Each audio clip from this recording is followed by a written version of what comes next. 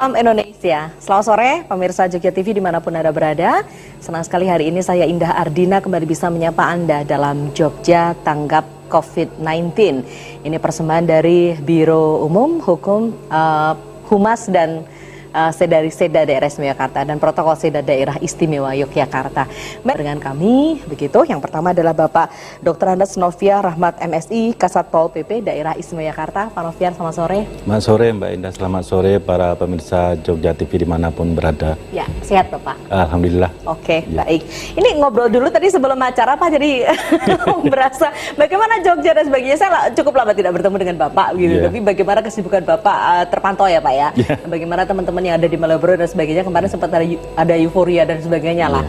Mereka kan merasa sudah new normal, mereka sudah merasa nggak apa-apa, mereka ada kegiatan dan sebagainya gitu ya Pak ya. Nanti Bapak ceritakan ke kita begitu. Oke, baik teman-teman yang sekarang ini juga sedang bergabung bersama dengan kami, terima kasih banyak. Anda mudah-mudahan sehat senantiasa, harapan saya itu ya untuk Anda. Terutama bagaimana Anda bisa menyatu bersama dengan kami nanti pada saatnya live telepon akan kami buka ya di 451666 tambahkan 0274 bagi Anda yang ada di luar daerah Istimewa Yogyakarta. Sembari nanti kita juga akan menghubungi. Kemarin kan sempat Pak heboh gitu, bagaimana video ini banyak viral, orang pada melihat bagaimana teman-teman kita bersepeda dan sebagainya. Ya memang pada saat itu sedang ada peringatan tertentu gitu ya Pak, yaitu hari sepeda ya Pak waktu itu ya? Betul. Oke, sehingga kan semacam kerinduan yang amat sangat bagaimana bersepeda dan sebagainya, ini kemudian mereka pada kumpul dan lain-lain, dan kalau kaitannya dengan, sekarang masih masa tanggap darurat gitu ya Pak? Iya, betul. Ini seperti apa yang Bapak bisa ceritakan ke kita? Jadi begini Mbak, terkait dengan wacana new normal, nah ini perlu diluruskan dulu pemahaman dari masyarakat. Oke. Karena ketika pemerintah mewacanakan tentang new normal, maka pemahaman dari masyarakat itu adalah kembali beraktivitas kembali seperti biasa. Oke. Kemudian yang kedua, ketika ada berita menyampaikan bahwa kasus di DIY mulai melandai, nah ini menjadikan euforia dari masyarakat yang seakan-akan bahwa kita sudah bebas dari COVID. Oke. Terus Bahkan sempat hat-trick yang 0 itu ya Pak ya? Ya. 3 hari gitu. Itu yang terjadi pada tanggal 6 dan 7 Sabtu Minggu kemarin itu. Masyarakat pada keluar, di samping memang ada peringatan Hari Sepeda Internasional. Masyarakat keluar semua mulai dari hari Sabtu, hari Minggu, terutama di Malioboro dan sekitarnya. Nah ini menjadikan abai terhadap protokol kesehatan. Kalau masalah bersepedanya nggak ada masalah sebetulnya, karena memang anjuran dari pemerintah ketika misalnya untuk meningkatkan daya imun itu memang harus berolahraga. Oke. Tetapi jadi masalahnya bukan bersepedanya, cuma jangan sampai kumpul-kumpul gitu ya? Ya, jadi ketika kemarin itu para pesepeda ini berhenti di titik-titik tertentu, kemudian selfie, kumpul-kumpul, kongko-kongko, mulai dari Tugu Palputih sampai kepada titik nol. Nah ini yang menjadi masalah ketika misalnya ada kumpul-kumpul ini. Sementara kita sampai tanggal 30 Juni itu masih tanggap darurat. Oke. Nah itu yang terjadi kemarin. Baik. Jadi setelah adanya kejadian yang hari Sabtu Minggu kemarin, kita berkoordinasi dengan tim gugus tugas. Dan kebetulan kami adalah selaku Ketua Bidang Pengamanan dan Penegakan Hukum, yang anggotanya ada dari TNI Polri. Nah kami langsung sejak itu hari Senin mulai melakukan penguatan di daerah sepanjang Tugu, kemudian sepanjang Malioboro dan titik nol. Nah, penguatan yang dilakukan maksudnya? Ya artinya titik-titik yang kami lakukan penjagaan yang selama ini memang tersebar di beberapa wilayah, karena kami melakukan pengamanan itu setiap shiftnya ada 10 titik, jadi kami melakukan 3 shift dalam satu hari. Jadi dalam satu hari kami melakukan dalam 30 titik, tapi tersebar di berbagai wilayah. Nah, mulai hari Senin kemarin kami sudah mulai melakukan penguatan di Malioboro dengan menarik pasukan yang ada di beberapa titik untuk dipertebal pengamanan di Malioboro, termasuk mulai hari Sabtu kemarin, mulai hari Jumat malam, kami melakukan full pasukan di sana semua. Dan juga dibantu oleh tambahan pasukan dari Polda, kemudian juga dari Dinas Perhubungan, UPT Malioboro, Jogoboro, dan instansi terkait lainnya seperti Linmas, sehingga kami melakukan penjagaan mulai dari hari Jumat malam sampai dengan hari Minggu malam. Nah, berapa yang diterjunkan pasukan waktu itu Pak? Satu shift kemarin 450 orang. Satu shift 450? Ya, karena ini dalam rangka memperkuat bagaimana situasi kondusif terjadi di Malioboro. Dan alhamdulillah memang semuanya sampai kemarin hari Minggu pagi itu kerjasama juga dengan Polda, dengan Dokes, melakukan rapid test acak di Malioboro 150 orang, dan alhamdulillah. Siapa yang dites? Masyarakat yang berkunjung ke Malioboro secara acak. Jadi kita lakukan bersama dengan Polda itu di 3 titik, di Tugu, kemudian di Berat Kepatihan, dan di Alun-Alun Utara.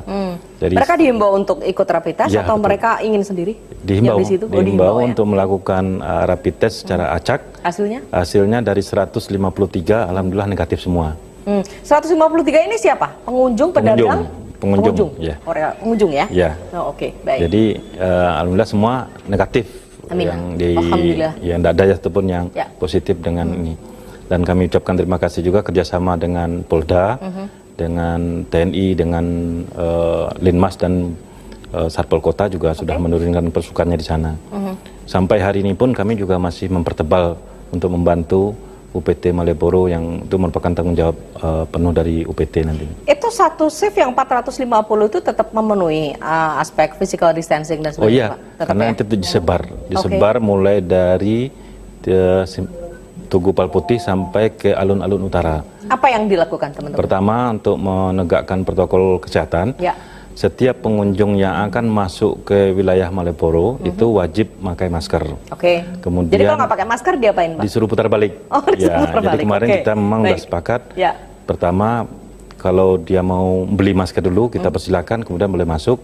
Atau kalau tidak punya, silakan putar balik.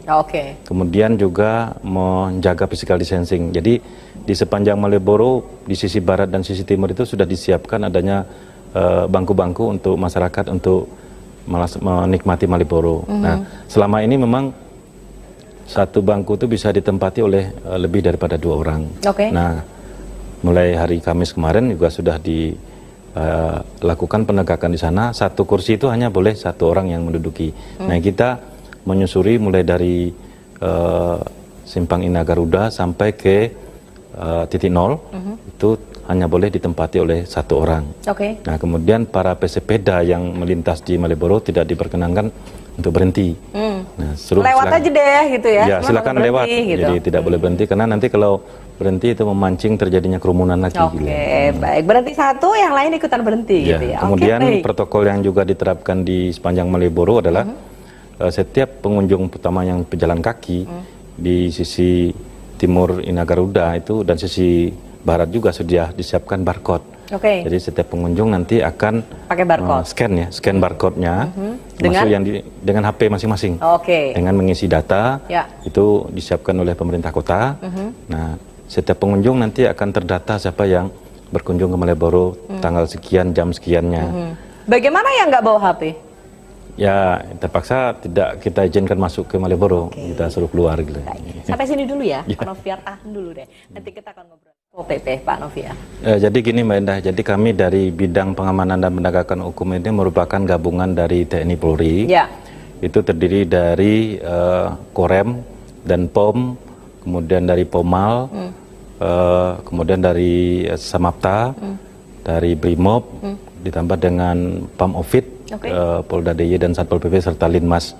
Nah, semenjak mulai dari tanggap darurat pertama, dari Satpol PP sudah melakukan kegiatan 3 hal. Yang pertama melakukan penyemprotan, yang kedua melakukan pembubaran kerumunan-kerumunan dengan sistem patroli, kemudian yang ketiga melakukan penyuluhan, edukasi dan sosialisasi serta melakukan tindak lanjut aduan masyarakat terhadap laporan-laporan yang disampaikan oleh masyarakat.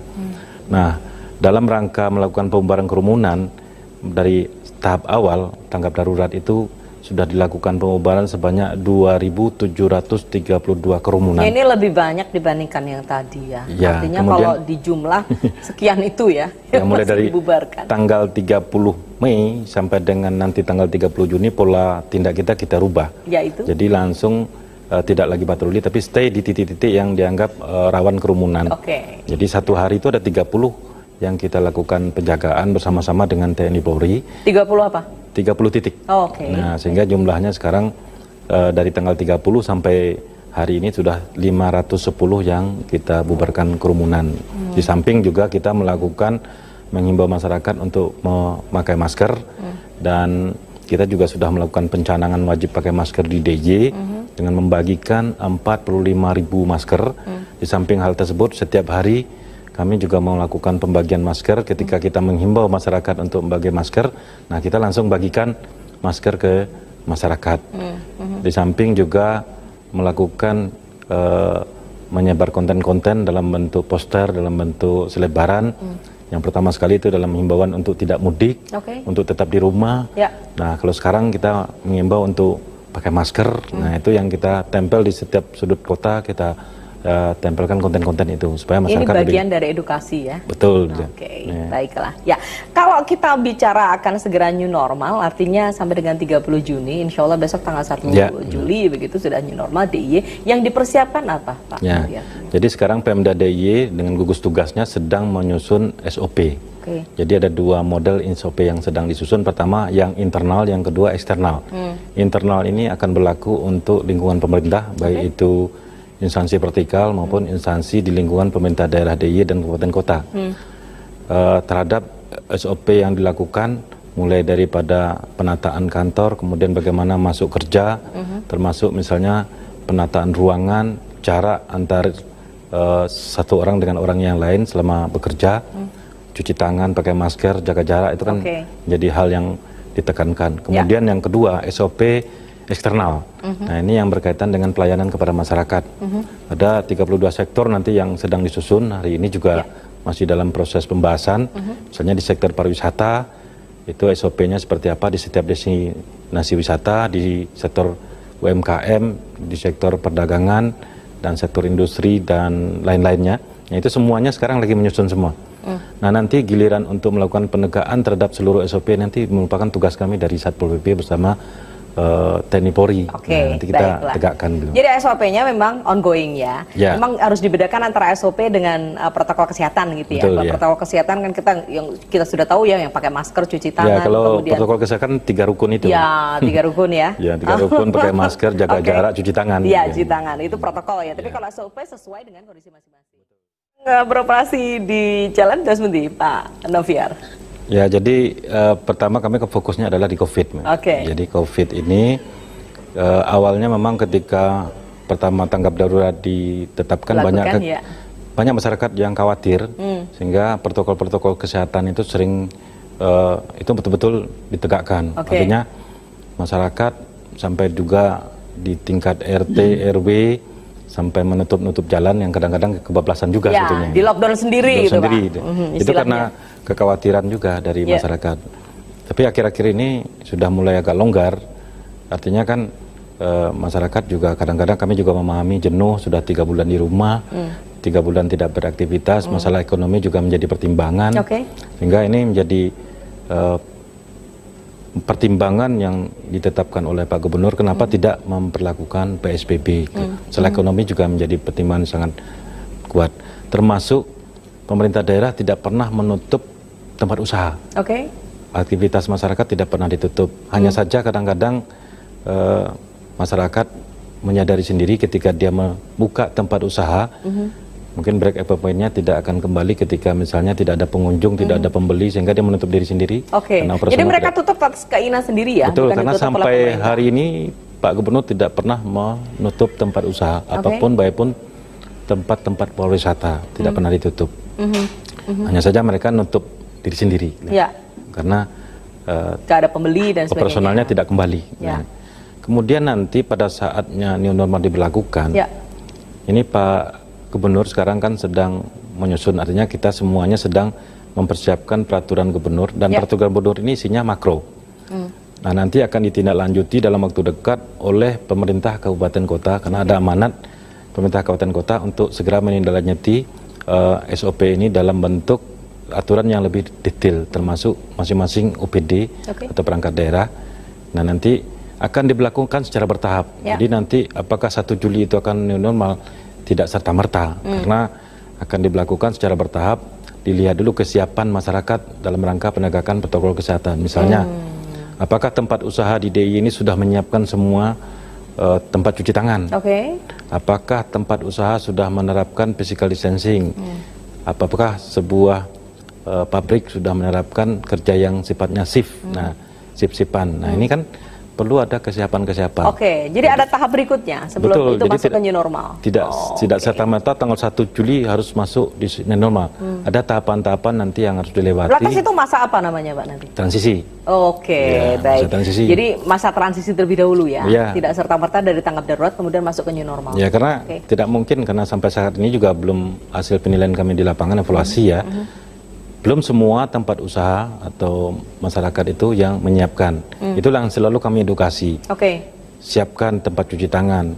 Ada beberapa tempat yang kadang-kadang juga sekedar hanya memenuhi persyaratan, hanya menyiapkan 1 galon kecil lah untuk cuci tangan gitu. Ada dia siapkan galon tetapi airnya nggak ada, sabunnya nggak ada. Nah, termasuk memasuki tempat usaha. Tidak ada satupun petugas yang bisa memastikan di tempat usaha itu bahwa yang masuk ke tempat usaha harus pakai masker. Nah, itu kan perlu ada kesiapan-kesiapan dari masyarakat sendiri atau dari pelaku-pelaku usaha. Kita tunggu ya besok berikutnya seperti apa. Betul. Masih ada satu sesi, Pak. Pak Yulianto juga masih bersama dengan kami. Nanti akan memberikan informasi lagi kepada Anda. Kira-kira apa saja lagi yang patut untuk diberitakan kepada Anda. Pemirsa tetap di tempat Anda, kami kembali sesaat lagi.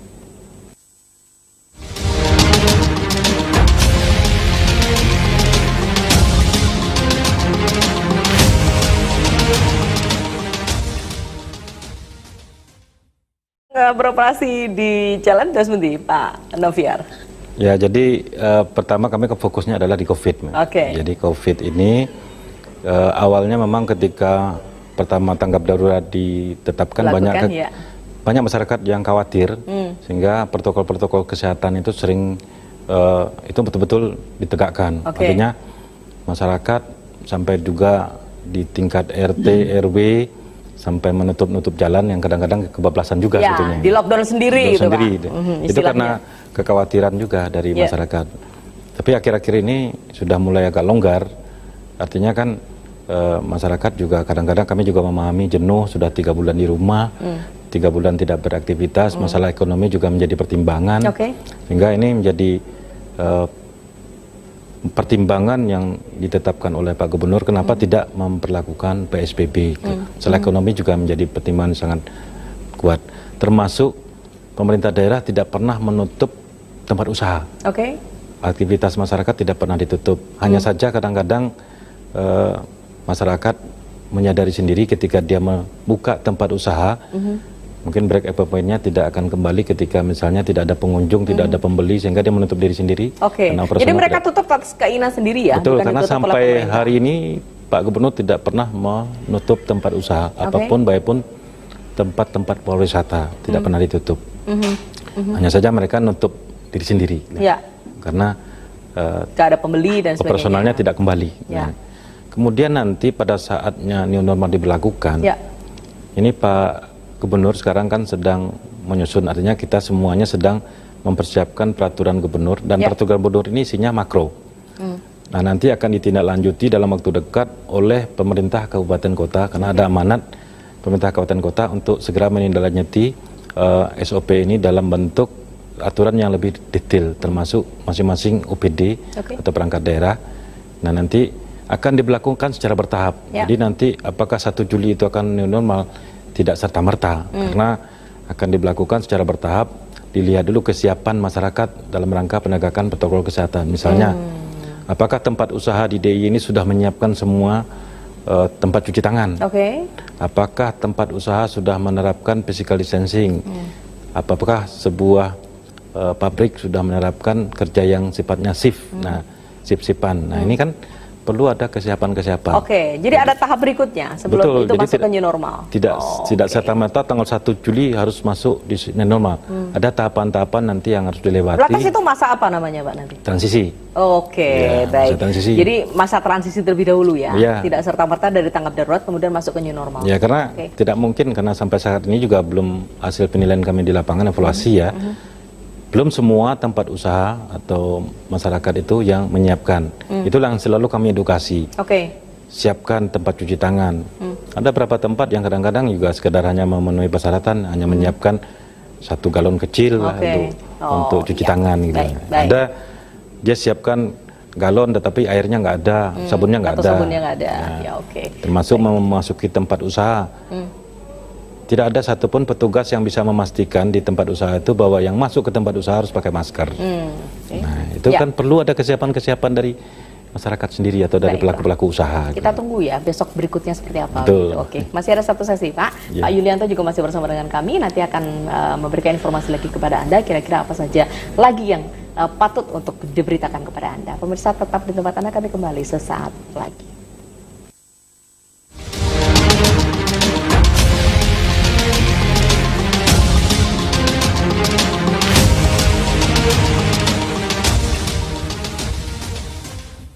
Tadi menariknya adalah Jogja memang tidak sama dengan kota-kota yang lainnya, bukan PSBB juga, jadi tanggap darurat, bahkan petugas dilengkapi dengan membawa masker, kalau ada yang belum pakai masker diberikan masker, tapi juga secara persuasi digugahlah hatinya ya, supaya ini sekarang menjadi barang yang utama, karena menyelamatkan Anda dan keluarga, begitu. Oke, tadi Babin ini mengedukasi mau dan Pak Yulianto?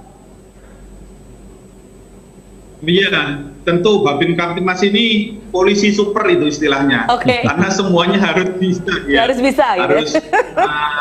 Iya. Urusan ketahanan pangan juga mereka harus bisa, urusan bercocok tanam juga harus bisa, urusan Kamtibmas juga harus bisa. Jadi memang mereka juga kita bebani untuk edukasi. Itu Mbak Indah, Babin Kamtibmas. Oke, baik. Terus kemudian tadi langsung ya tahun ajaran baru gimana? Ada yang ditugaskan nggak ke sekolah-sekolah gitu? Ya mudah-mudahan tenaganya polisi nggak habis ini mudah-mudahan. Nanti program 1 sekolah 2 polisi nanti kita giatkan kembali. Mudah-mudahan nggak habis lah tenaganya polisi. Berapa sekarang satuan yang di sana, berapa orang, Pak Yulianto? Ya gimana? Sekarang teman-teman Polda DI ada berapa orang sebetulnya kalau kita bicara soal jumlah satuannya? Ya kalau jumlahnya itu kan ada seluruhnya ya, dari Polda sampai dengan polsek-polsek itu kalau 10.000 ya ada, tetapi kan itu pelayanannya luar biasa banyak juga. Gitu ya. Oke, baiklah. Mudah-mudahan nggak kehabisan energi gitu ya. Tapi kalau nggak ada polisinya dibantuin sama yang lain deh gitu. Oke. Baik, terus Pak, yang tadi pemindaian itu barcode ya? Iya. Iya, Pak Toto. Jadi sebelumnya perlu kami sampaikan juga terkait dengan membantu Babin Kamtibmas dan Babinsa yang ada di desa dan di kelurahan. Kami juga sudah menginstruksikan kepada Satlinmas yang ada di bawah komando kami. Jumlahnya di DIY ini ada 30.858 orang, jadi potensi ini cukup banyak. Sehingga termasuk kemarin yang di Malioboro juga kami juga turunkan linmas-linmas untuk ikut membantu kegiatan ini. Nah, kita di lapangan kami juga sudah menginstruksikan untuk berkoordinasi selalu dengan Babin Sa dan Babin Kamtibmas. Di samping itu juga ada 328 anggota Satlimas Rescue Istimewa yang sekarang juga kami turunkan di semua titik.